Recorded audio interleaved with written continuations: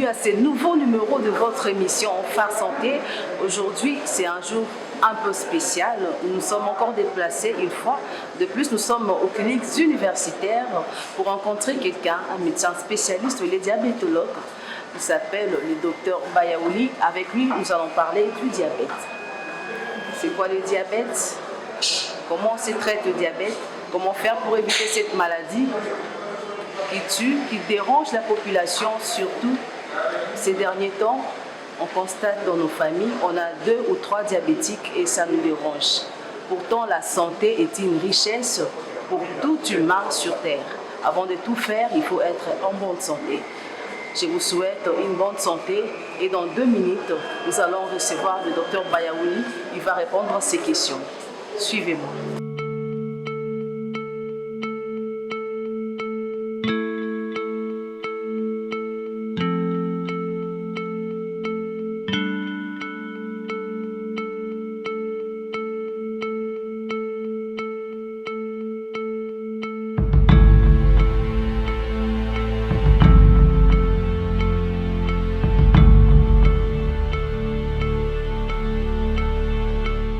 Voilà, fidèles téléspectateurs de Phare Santé, nous sommes avec le professeur Pascal Bayaouli. Comme je vous l'ai promis au début de cette émission, il est diabétologue, endocrinologue.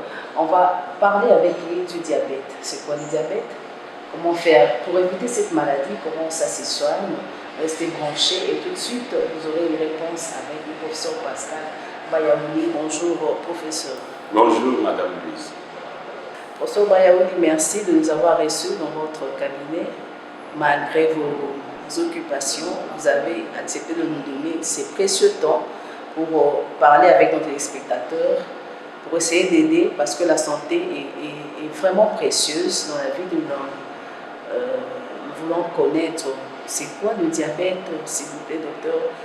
Dites-nous, c'est quoi le diabète? Ici, il s'agit du diabète sucré, parce que le diabète tout court sous-entend plusieurs maladies, mais la forme principale, c'est le diabète sucré. Le diabète sucré est un ensemble hétérogène de maladies, consistant aux troubles du métabolisme énergétique au niveau de la cellule. Ça signifie qu'au niveau de la cellule du corps, il y a des perturbations des mécanismes de production et de consommation de l'énergie.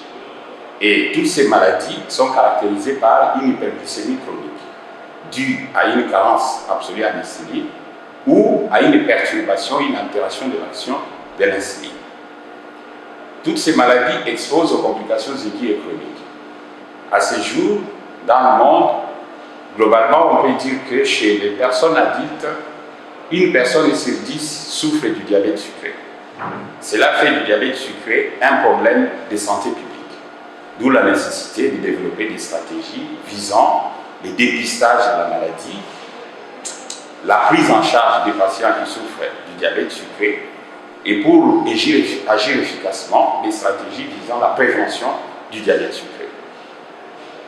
C'est ça que je peux donner comme réponse à la première question. En insistant sur les caractères hétérogènes, donc il n'existe pas un seul diabète sucré, il existe plusieurs types de diabète sucré, raison pour laquelle j'ai tenu à insister dans la définition qu'il s'agit d'un groupe hétérogène de maladies. Un groupe hétérogène de maladies, comme vous venez de le dire, docteur, qu'est-ce qui cause le diabète? Voilà. Aujourd'hui, le diabète sucré, comme nous le verrons, est classifié en fonction des mécanismes intimes à la base du développement de la maladie. Ce qu'on appelle en médecine les mécanismes éthiopathogéniques. Mais globalement, qu'est-ce qu'on peut dire en ce qui concerne les causes du diabète sucré? Moi, je voudrais ici parler des facteurs favorisant le développement du diabète sucré. Globalement, on peut dire qu'il y a des facteurs non modifiables qu'on ne peut pas changer et des facteurs modifiables. Concernant les facteurs non modifiables, nous avons des facteurs génétiques. Dans la majorité des cas, le diabète sucré est une maladie à caractère familial. Ça signifie que de par nos parents et nos grands-parents, nous prédisposons et nous portons des gènes qui nous prédisposent au développement de la maladie. On ne peut pas changer les facteurs génétiques, certes on peut changer de nationalité. À part les facteurs génétiques, parmi les facteurs non modifiables, vous avez l'avancement en âge. Plus l'âge avance, ça favorise le développement du diabète sucré, surtout de la forme majoritaire de la maladie, le diabète sucré type 2 que nous verrons. C'est favorisé par l'avancement en âge. À part ces deux facteurs importants, vous avez, dans le cadre des facteurs non modifiables, vous avez des facteurs modifiables qui favorisent le développement de la maladie. Quels sont les facteurs modifiables? Oui. Parmi les facteurs modifiables, vous avez les facteurs les plus importants, c'est l'obésité, le surpoids. Ça favorise le développement de la maladie. Et l'obésité, le surpoids, est favorisé par des facteurs de risques comportementaux. Donc, par notre façon de vivre, notre hygiène de vie, nous adoptons des habitudes qui favorisent le développement de l'obésité. C'est notamment un régime alimentaire hypercalorique. Nous consommons trop de calories, alors que nous en dépensons peu. Il y a un déséquilibre de la balance énergétique qui favorise le développement de l'obésité. À part des régimes alimentaires hypercaloriques, riches en sucre, riches en graisses saturées, vous avez la sédentarité, l'inactivité physique. Ça favorise le développement. Vous avez d'autres facteurs tels que la carence en magnésium. Ça favorise le développement de l'insulinorésistance. Vous avez des facteurs des risques culturels. Ça favorise le développement de l'insulinorésistance. Et vous regardez toutes ces industries alimentaires avec leur publicité qui nous poussent à consommer trop de calories.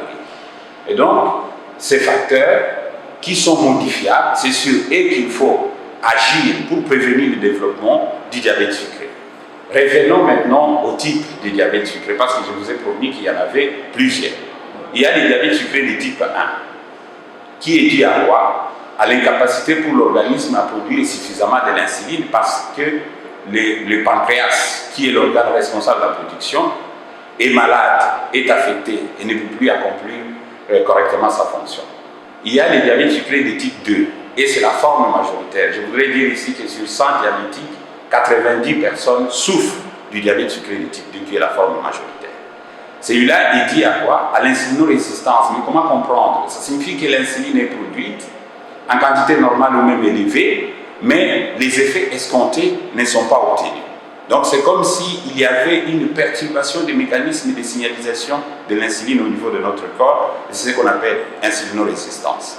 Cette forme de la maladie, favorisée par les facteurs génétiques, par l'âge, mais aussi et surtout par le surpoids obésité. Comme nous ne pouvons pas modifier les facteurs génétiques, comme nous ne pouvons pas modifier notre âge, au moins nous pouvons agir sur notre poids pour prévenir le développement du diabète sucré de type 2 qui est la forme majoritaire. À part le diabète sucré de type 2, il y a encore un autre groupe de diabète sucré qui sont liés à d'autres causes qu'on appelle causes primaires. On appelle ça diabète sucré secondaire. Donc les patients souffrent d'une maladie primaire et laquelle maladie au cours de son évolution se complique d'un diabète sucré. On appelle ça diabète sucré secondaire. Et là vous avez un grand groupe, il y a des facteurs génétiques encore qui interviennent. Souvent il s'agit d'une anomalie portée par un seul gène qui est favorable au développement du diabète sucré. Il y a des maladies endocriniennes, vous souffrez d'une autre maladie, mais cette maladie, au cours de son développement, favorise la survenue du diabète sucré. Il y a des médicaments qui ont un effet hyperglycémiant, et donc ici, c'est un ensemble avec plusieurs sous-causes qui favorisent le traitement du diabète sucré. Et dans la prise en charge de cette maladie, il faut s'attacher à traiter, à corriger la cause primaire du développement de la maladie. Et la dernière forme de la maladie, c'est ce qu'on appelle le diabète sucré gestationnel, lié à la grossesse. C'est une forme de la maladie qui survient pour la première fois pendant la grossesse, ce qui signifie que la femme n'était pas connue diabétique. Ça s'appelle diabète gestationnel. Et donc, quand on parle de diabète sucré, pour les spécialistes, ça sous-entend un de tous ces types qui sont évoqués et les traitements en dépendent, il faut le dire. Merci. Bon, je crois qu'il y avait quelque chose à ajouter, toujours dans le cadre, quand on parle des causes, il faut voir obligatoirement les complications de la maladie. Je vous ai déjà dit dans la définition que ces maladies exposées aux complications aiguës et chroniques. Oui. Les complications aiguës, ce sont des complications métaboliques, il y a l'acidocétose, il y a les états hyperosmolaires non cétosiques, il y a l'acidose lactique et il y a des complications infectieuses. Nous devons savoir que le diabète sucré est une cause de baisse de l'immunité et ça favorise la survenue des infections. À côté des complications aiguës, vous avez des complications chroniques du diabète sucré. Le diabète sucré constitue une des principales causes de cécité dans les pays développés. Dans le cas des complications chroniques, le diabète peut attaquer l'œil et ça peut conduire à une cécité. On appelle ça rétinopathie diabétique. Le diabète sucré peut attaquer les nerfs et les patients diabétiques, ils en sont conscients. Ils souffrent parfois d'une atteinte sensitive, ils ont une sensation de fourmillement, ils ont des douleurs aux membres inférieurs difficiles à expliquer. Ça entre dans le cadre de ce qu'on appelle neuropathie diabétique. Le diabète peut attaquer les reins, on appelle ça la néphropathie diabétique. Et quand les reins sont malades, ça peut évoluer vers le stade d'une maladie rénale chronique au stade terminal, qui nécessite une prise en charge trop coûteuse, soit la dialyse, soit la transplantation rénale. Les deux possibilités ne sont pas à la portée de la majorité de nos patients diabétiques ou de notre population. À part ces complications qu'on appelle microangiopathie diabétique que je venais d'évoquer, il y a ce qu'on appelle la macroangiopathie diabétique. Les diabètes favorisent le vieillissement précoce des artères avec risque de complications ischémiques. C'est comme ça que dans le cas de complications chroniques, un patient diabétique peut présenter un AVC, il présente une paralysie. Souvent, dans la population, on reconnaît facilement l'AVC par l'installation brutale d'un déficit neurologique, par exemple, une hémiplégie. Les diabètes, dans le cas de la macroangiopathie, peut attaquer le cœur, les vaisseaux qui nourrissent le cœur qu'on appelle les coronaires, on appelle les cardiopathies ischémiques. Les diabètes sucrés peut attaquer les pieds, les membres inférieurs, avec ce qu'on appelle le pied diabétique, qui peut nécessiter une amputation. Donc, le diabète sucré, c'est une maladie invalidante, donc qui peut conduire à des complications dont le coût de prise en charge est très élevé. Voilà. Docteur, une question m'est venue quand vous parlez de cause. Qu'est-ce qui fait qu'une personne qui souffre de diabète, une fois que la personne est blessée, et la blessure devient difficile à se guérir? Qu'est-ce qui se passe? Ça, c'est lié au mécanisme à la base de la survenue de ces troubles trophiques au niveau du pied. Donc, quand on regarde les mécanismes, pourquoi les pieds du diabétique est vulnérable, c'est parce que ces pieds peuvent souffrir d'un problème de perfusion. Les sangs n'arrivent plus suffisamment parce que les artères sont bouchées. Voilà, ça peut être un mécanisme qui favorise le développement du pied diabétique. Ça peut être aussi l'atteinte des nerfs qui innervent les pieds. Cette atteinte peut expliquer la survenue d'un pied diabétique. Or, vous savez que les moyens de défense de l'organisme arrivent par les sangs. Alors, si les artères qui perfusent les pieds sont bouchées, même les moyens de défense qui devaient défendre les pieds ne vont pas arriver conséquemment. Et donc, il y aura ce défaut de perfusion qui va expliquer la vulnérabilité du pied. Donc, j'ai dit déjà que le diabète est une des causes de baisse de l'immunité. Et un des mécanismes, c'est celui-là. Un membre qui n'est pas bien nourri ne peut pas se défendre efficacement. C'est comme quelqu'un qui souffre de la dénutrition. Il y a baisse de l'immunité. Je crois que les gens peuvent comprendre ça. Merci beaucoup. Oui. Je veux aussi savoir quels sont les premiers signes avec lesquels se manifeste le diabète. Voilà. Les premiers signes qui poussent les patients à consulter, à voir les médecins, c'est l'effet d'uriner beaucoup, l'effet de boire beaucoup. Donc, depuis un certain temps, les patients constatent que j'urine beaucoup, je bois beaucoup. Et on peut avoir aussi comme signe l'amaigrissement. Les malades constatent qu'ils commencent à maigrir. Ça, c'est souvent observé dans les diabètes sucrés de type 1. Chez d'autres personnes, il va noter qu'il a d'abord pris trop de poids, et c'est dans ces contextes de surpoids ou d'obésité qu'il développe des signes que nous appelons la polyurie. Ça signifie que les malades urinent beaucoup, plus de 2 litres par jour. Et la polydipsie, une soif intense, voilà, il boit beaucoup. Et quand il arrive chez les médecins pour ces symptômes, les médecins l'examinant peuvent objectiver des signes de déshydratation. Donc, comme il urine beaucoup, la quantité d'eau dans le corps diminue et donc on a les signes de déshydratation. Dans certains cas, surtout dans le cas du diabète sucré de type 2, celui-là, malheureusement, il peut être révélé par une complication qui peut être aiguë ou chronique d'emblée. Et à ce moment-là, on consulte pour un signe lié à la complication, à une complication de la maladie. Et quand le médecin examine, il se rend compte qu'il y a d'autres signes qui suggèrent quoi? Une élévation de la glycémie, notamment les signes de déshydratation. Et donc là, il a des signes qui imposent qu'il puisse demander une glycémie. Voilà. Donc le diabète peut se révéler par des signes que tout le monde connaît. Vous urinez beaucoup, vous buvez beaucoup depuis un certain temps. Pour certains patients, c'est l'amaigrissement. Et vous avez parfois tendance à manger, avoir faim à tout moment, qu'on appelle la polyphagie. Pour d'autres patients, ces signes surviennent dans un contexte de surpoids obésité. Ces signes doivent vous pousser à aller consulter.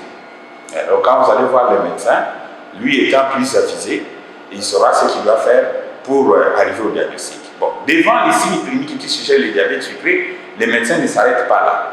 Il doit demander des examens de laboratoire pour confirmer le diagnostic. Tout le monde sait qu'il va doser la glycémie, mais il existe plusieurs types de glycémie. Glycémie à gel, ça signifie que le malade arrive environ 8 heures après avoir pris son dernier repas, au moins 8 heures. Soit le médecin devant l'urgence, il fait ce qu'on appelle la médecine, la glycémie aléatoire casuelle, qui ne tient pas compte de l'heure du dernier repas. Soit le médecin fait l'hyperglycémie provoquée par voie orale. Donc il va se fonder sur des arguments biologiques qui vont compléter les arguments cliniques pour conclure au diabète sucré. Mais indépendamment des signes que les malades peuvent présenter, il existe des circonstances qui imposent le dépistage de la maladie. Parce que vous devez savoir, dans les pays en voie de développement, beaucoup de patients diabétiques ne sont pas diagnostiqués. Et comme beaucoup ne sont pas diagnostiqués, beaucoup ne sont pas traités. Et comme beaucoup ne sont pas traités, beaucoup de malades ne sont pas contrôlés. Et quand ils ne sont pas contrôlés, ça signifie qu'on doit s'attendre à la survenue des complications aiguës et chroniques. Lesquelles complications sont trop coûteuses, je l'ai déjà signalé, dans le cadre de la prise en charge. Et donc, vous comprenez la difficulté de la prise en charge de ces maladies dans les pays en voie de développement. Bon, donc, devant une clinique évocatrice, les médecins demandent des examens de laboratoire, ils concluent au diabète sucré, et après avoir conclu au diabète sucré, la prise en charge doit se poursuivre. Oui, et là, ça sera la prise en charge thérapeutique. Voilà. Merci beaucoup, docteur. C'est à quelle étape que le malade diabétique est obligé de prendre la piqûre tous les jours, comme j'ai dit? Voilà. Quand nous avons évoqué les causes du diabète sucré, nous avons tenu à souligner qu'il n'existait pas un seul diabète sucré. Il en existait plusieurs. Et que les traitements en dépendaient. Il y a le diabète sucré de type 1. Celui-là, il est dû à une carence absolue en insuline. Et là, le médicament que le malade reçoit obligatoirement, c'est l'insuline. Parce que le mécanisme de la maladie est expliqué par les défauts d'insuline dans son corps. On va lui apporter l'insuline. Si quelqu'un fait le diabète sucré de type 2, là, la prise en charge également, elle sera liée au mécanisme intime, à la base du développement de la maladie. Nous avons parlé des facteurs favorisants ici. Et les facteurs favorisants les plus importants, c'est le surpoids, obésité.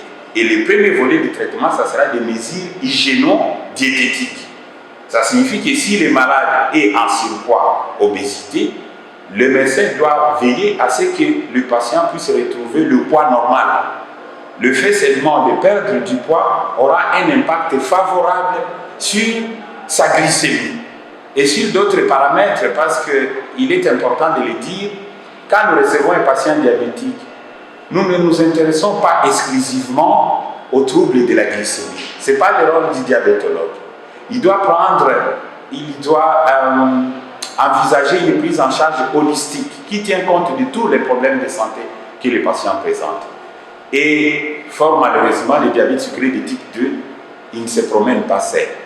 Il est souvent associé à d'autres facteurs de risque cardiovasculaire. Et c'est ça qui fait que le risque cardiovasculaire, d'emblée, il est plus élevé dans le diabète sucré de type 2 parce que celui-ci, il est associé à l'hypertension, il est associé à l'obésité, il est associé aux troubles du cholestérol, et tous ces facteurs augmentent le risque de survenir des maladies cardiovasculaires. Alors quand on les reçoit, on ne voit pas seulement uniquement le volet troubles de la glycémie, on voit également les autres facteurs de risque cardiovasculaire qui sont associés. Parce que dans les objectifs du traitement, on doit viser également la réduction du risque cardiovasculaire global, on doit viser l'amélioration de la qualité de vie du patient, on doit viser l'allongement de l'espérance de vie du patient, et en effet, on est obligé de prendre en charge tous les problèmes qu'il présente. Mais concernant le diabète sucré, il y a deux volets. Il y a des mesures hygiéno-diététiques. Comment faire pour... Et là, il faut un régime alimentaire. Il faut un régime alimentaire hypocalorique. Il faut de l'activité physique dans les limites des capacités du patient, parce que nous venons déjà de dire que c'est un patient qui court un risque cardiovasculaire. Il ne faudrait pas le soumettre à une activité physique sans une évaluation ou un examen cardiovasculaire. Voilà, parce qu'on peut les conduire à la mort. Donc il faut faire d'abord un bilan cardiovasculaire et voir quelle activité physique il peut réaliser. L'activité physique et le régime alimentaire vont nous permettre de contrôler le surpoids, l'obésité. Et quand on contrôle le surpoids et l'obésité, on a des effets bénéfiques sur le paramètre biochimique greffé des risques cardiovasculaires, notamment la glycémie. Et puis, il y a des mesures pharmacologiques. Là, on recourt aux médicaments. Et il y a des médicaments qu'on prescrit, notamment pour combattre l'insulinorésistance, pour stimuler la sécrétion de l'insuline par le pancréas, pour non seulement agir sur la glycémie et améliorer le pronostic cardiovasculaire du patient. Au fait, il est important de dire qu'aujourd'hui, le traitement du diabète sucré, c'est un traitement qui doit être individualisé. Certes, les principes de prise en charge thérapeutique sont universels, mais ces principes doivent être adaptés aux spécificités de chaque type de patient, de chaque patient. Donc, comment se traite alors le diabète? Oui, le diabète, comment il se traite? Ça, j'ai dit qu'il y a des mesures hygiéno-diététiques. Nous venons de dire que le diabétique, c'est quelqu'un qui présente des troubles d'utilisation de l'énergie. On lui conseille de consommer les aliments à index glycémique faible. Ça signifie des aliments qui n'augmentent pas brutalement la glycémie. Il doit consommer ces aliments, et ces aliments sont à base de quoi? De fibres alimentaires. Ça signifie des légumes que nous mangeons. Ce sont des aliments qui ont un index glycémique faible. On lui conseille de consommer des graisses polyinsaturées et de réduire la consommation des graisses saturées.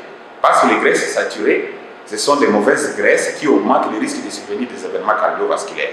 Mais pour que les patients comprennent c'est quoi, quels sont les aliments qui sont riches en graisses saturées? Ce sont des graisses animales. Par exemple, quelqu'un qui adore la graisse de porc, quelqu'un qui adore la graisse de vache, ainsi de suite. Ça, c'est de la mauvaise graisse, la graisse saturée.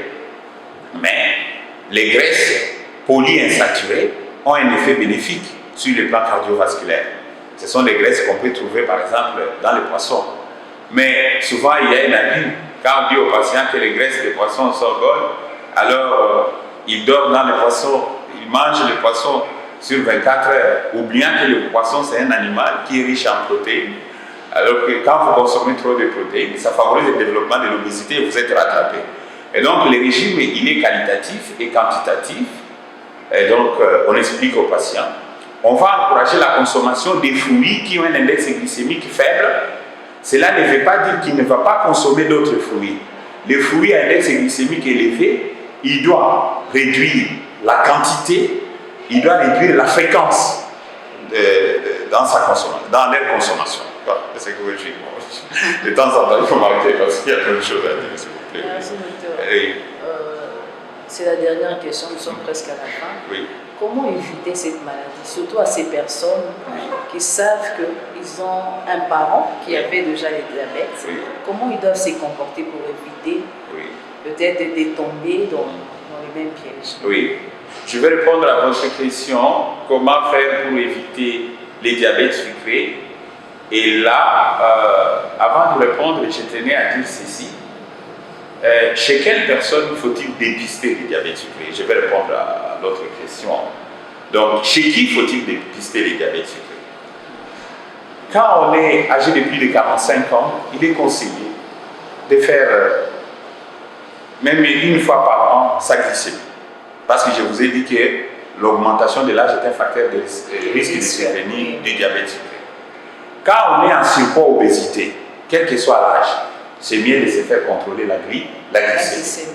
Quand on présente un autre facteur de risque cardiovasculaire tel que l'hypertension artérielle, l'hypercholestérolémie ou carrément la dyslipidémie, l'hyperuricémie, vous allez consulter pour l'hypertension artérielle, le médecin sait qu'il doit vous doser la glycémie parce qu'il sait que ces maladies se promènent ensemble, parce que ces maladies ont les mêmes facteurs qui les favorisent.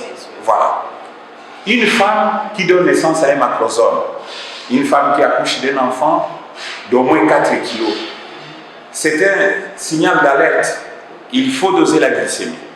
Voilà. Donc, le dépistage est important parce que le dépistage nous permet d'évaluer l'ampleur du problème dans la société, de faire prendre conscience aux patients qui souffrent de la maladie pour qu'ils puissent se consulter en vue d'une prise en charge précoce.